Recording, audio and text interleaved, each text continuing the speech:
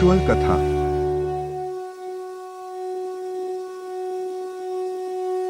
आज के इस सफर आपके जीवन बदल देगा। यह सफर आपको ज्ञान और सुख का सफर तक ले जाएगा। आध्यात्मिक सच्चाई का यह कार्यक्रम कृपया ध्यान से सुने।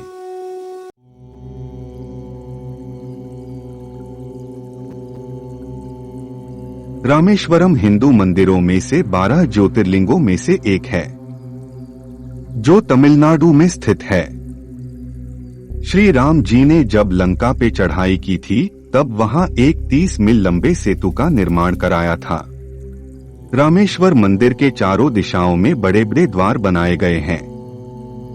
इस मंदिर में जो गलियारा है, वो विश्व का सबसे बड़ा गलियारा कहलाता है तथा इसके अंदर 22 कुएं बने हुए हैं, जिसमें अलग अलग नदियों से लाया गया जल है। आश्चर्य की बात यह है कि पूरे रामेश्वर में खारा पानी मिलता है, लेकिन इन कुओं में मीठा पानी मिलता है। यह मंदिर दक्षिण सभ्यता शैली में बनाया गया है। इस मंदिर में बहुत ही अच्छी कलाकृतियां बनाई गई है। मद्रास के राजनाथपुरम जिले में भारत के दक्षिण सीमा के अंतिम स्थल पर यह रामेश्वर द्वीप है। यहीं पर बंगाल की खाड़ी अरब सागर से मिलती है। 25 किलोमीटर लंबा और 2.16 किलोमीटर चौड़ा यह द्वीप पुराणों में गंधमादन पर्वत के नाम से वर्णित है। श्री राम ने यहाँ स्थापित किया था, इसलिए श्री राम के नाम पर इसका नाम रामेश्वर हुआ। भगवान राम भगवान शंकर के आदि 12 लिंगों में से एक माना जाता है। सुग्रीव की सेना को साथ लेकर श्री राम सीता माता की खोज में यहाँ आए। रावण पर आक्रमण करने के लिए समुद्र पार करना जरूरी था। राम ने सागर से मार्ग मांगा, परंतु उसने मार्ग नहीं दिया।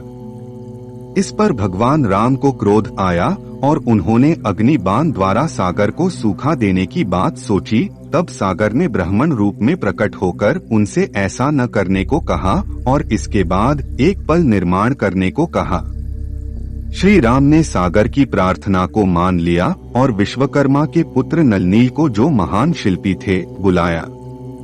नल ने अपनी शिल्प विद्या के प्रबल प्रताप से लकड़ी पत्थर जो मिला उसी को पानी पर तैरा दिया और देखते देखते राम की आज्ञा से 100 योजन लंबा तथा 10 योजन चौड़ा पल तैयार कर दिया।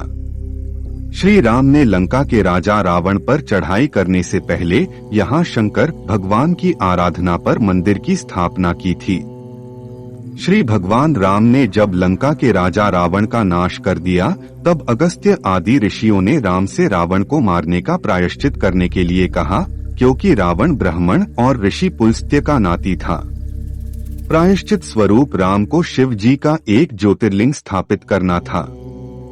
श्री राम ने हनुमान से कैलाश जाने को और शिव शंकर भगवान से ही उनकी कोई उपयुक्त मूर्ति लाने को कहा। हनुमान कैलाश गए, किंतु उन्हें अभिष्ट मूर्ति नहीं मिल सकी। अतः हनुमान जी ने इसके लिए तप शुरू कर दिया। इधर हनुमान को अधिक देरी होते देख राम और ऋषियों ने मूर्ति स्थापना का शुभ मुहूर्त गंवाना ठीक नहीं समझा। अतः सीता द्वारा बनवाए गए बालू के शिवलिंग को उन्होंने स्वीकार कर लिया और सीता तथा राम ने उस ज्योतिर्लिंग की ज्येष्ठ शुक्ला दशमी बुधवार को, जब चंद्रमा हस्त नक्षत्र में और सूर्य वृष राशि में था, स्थापना की, जो रामेश्वर के नाम से प्रसिद्ध हुआ। स्थापना के बाद हनुमान भी एक शिवलिंग लेकर कैलाश से आ गए। उनको राम के प्रतीक्षा न करने पर दुख और क्रोध भी हुआ। हनुमान के इस भाव को देखकर राम ने रामेश्वर की बगल में ही हनुमान द्वारा लाए शिवलिंग की स्थापना करके उन्हें संतुष्ट किया और यह भी घोषणा की कि रामेश्वर की पूजा करने से पहले लोग हनुमान द्वारा लाए हुए शिवलिंग की पूजा करेंगे। भगवान रामेश्वर पर गंगा जल चढ़ाने का महत्व है।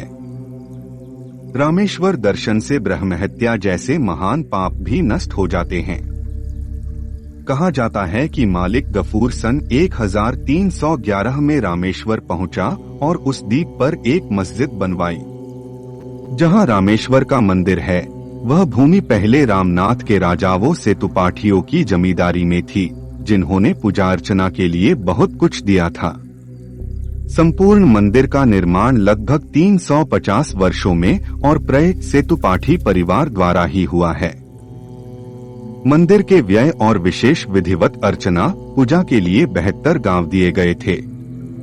इन गांवों में अधिकांश रामनाथ जमींदारी से मिले थे। मंडपों और प्रकारों में राजाओं तथा चंदादाताओं की मूर्तियां बनाई गई है। रामेश्वर मंदिर द्वीप के पूर्वीय तट पर है। इसके भवन बड़े विशाल है और ऊंची ऊंची दीवारों से घिरे हुए हैं।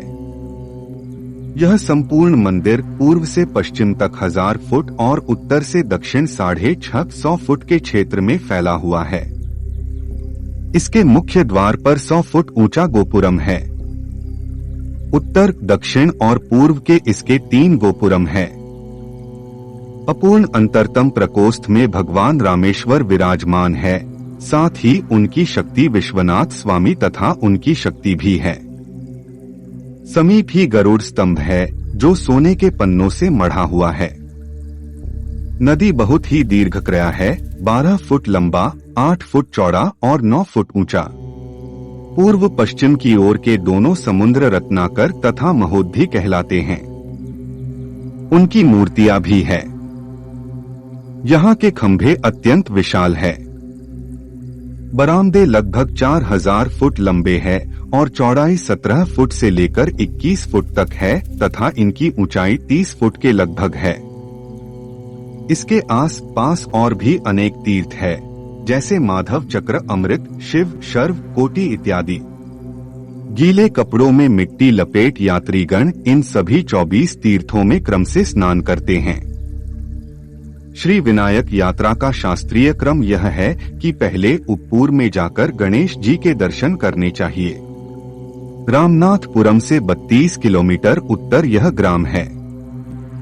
यहाँ श्री राम द्वारा स्थापित श्री विनायक का मंदिर है। उपपुर के पश्चात देवी पत्तन जाना चाहिए। रामनाथ से यह 20 किलोमीटर है। श्री राम ने यहाँ नवग्रहों की स्थापना की थी। सेतुबंध यही से प्रारंभ हुआ, अत यह मूल सेतु है। यहाँ धर्म ने तप करके शिव वाहनत्व प्राप्त किया है। उनके द्वारा निर्मित पुष्पकरणी है। महर्षि गलाव की यह तपोभूमि है। धनुषकोटी रामनाथपुरम को पंबन द्वीप भी कहते हैं। द्वीप के पश्चिम छोर पर भैरव तीर्थ में स्नान किया जाता है। इसके पश्चात पूर्वी छोर पर धनुषकोटी जाकर समुद्र स्नान कर रामेश्वरम के दर्शन करने चाहिए। धनुषकोटी का नामकरण रामायण काल की एक घटना पर आधारित है। कहते ही कि राम रावण का वध कर लंका से वापस लौटते समय जब सेतुस्थल में आकार ठहरे तो विभीषण ने उनसे प्रार्थना की थी कि ऐसी कृपा कीजिए जिससे इस देश के शक्तिशाली लोग हमें सताने के लिए सेतु द्वारा लंका में आक्रमण न करे। तब श्री राम ने अपनी भारी धनुष की कोटी से उस सेतु को काटकर समुद्र में मिला दिया था। इस प्रकार धनुष और कोटि इन दोनों शब्दों के योग से इस स्थल का नाम धनुषकोटि हुआ। धनुषकोटि का धार्मिक महत्व अति प्राचीन काल से आ रहा है।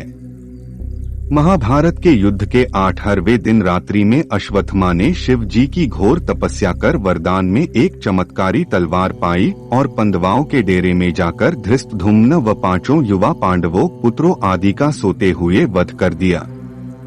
इस शिशु हत्या और सोते हुए क्षत्रियों का वध करने के पाप से अश्वत्थामा पीड़ित हुआ और दुखी होकर वेदव्यास की शरण में गया।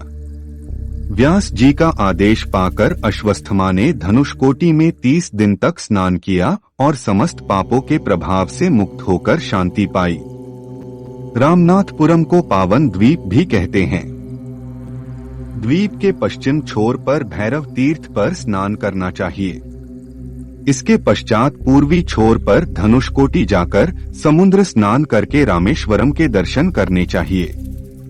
रामेश्वर जाकर यात्री पहले लक्ष्मण तीर्थ में स्नान करते हैं। यह रामेश्वर मंदिर से सीधे सीधे 2 किलोमीटर पश्चिम है।